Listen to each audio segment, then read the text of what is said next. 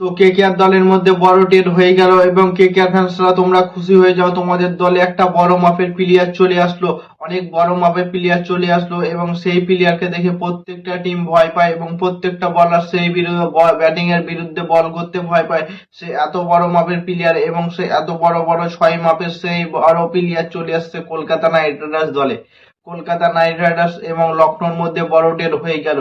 Kolkata night Riders দলে চলে আসছে নিকলেস পুরান এবং কলকাতা নাইট রাইডার্স দল থেকে চেয়েছে রমনদীপ সিংকে।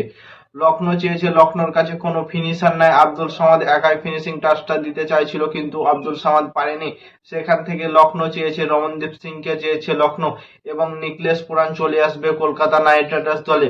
কলকাতা চেয়েছে, বলেছে, কলকাতা বলল যে তোমাদের নিকলেস পুরানকে আমাদের দিয়ে দাও এবং আমাদের রমনদীপ সিংকে তোমরা নিয়ে নাও।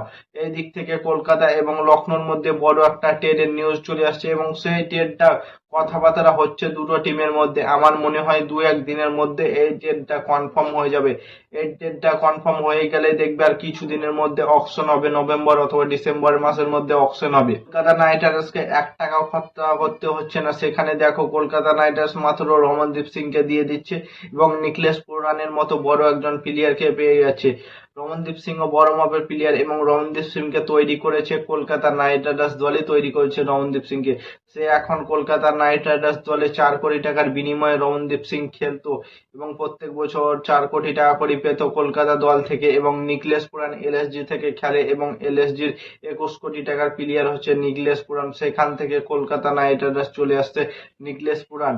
নিকলেস পুরান 3 নাম্বার অথবা 4 নাম্বারের একটা ঝোড়ো ইনিংস খেলার ব্যাটিং। নিকলেস পুরানের 2 বছর থেকে ফর্ম ঠিকঠাক নেই, কিন্তু নিকলেস পুরান কেমন বড় মাপের প্লেয়ার প্রত্যেকটা ব্যাটিং এবং বোলিং লাইন আপে সবাই জানে, কারণ তার এগেন্সে বল করতে সমস্ত বলার ভয় পেত।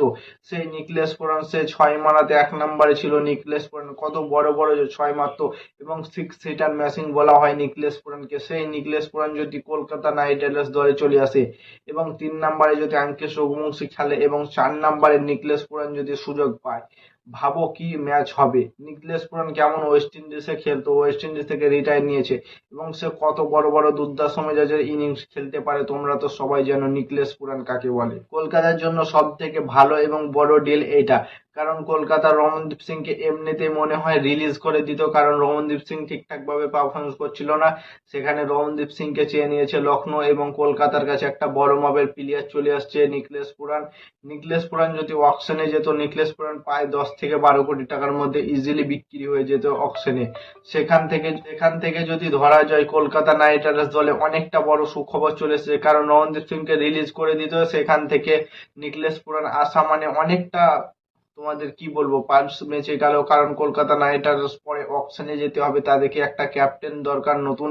সেখান থেকে অনেক ভালো সিদ্ধান্ত হবে কলকাতা নাইট রাইডার্স দলে। তোমাদের মতামত কমেন্ট করে জানাও কি নিকলেস পুরানকে কলকাতা নাইট রাইডার্স দলে নিয়ে কি ভুল করবে না ঠিক করবে। এবং নতুন কোনো ক্রিকেটের আপডেট পেতে চ্যানেলটাকে সাবস্ক্রাইব এবং ফলো করতে ভুলো না। ততক্ষণের জন্য টাটা, বাই বাই, জয় হিন্দ।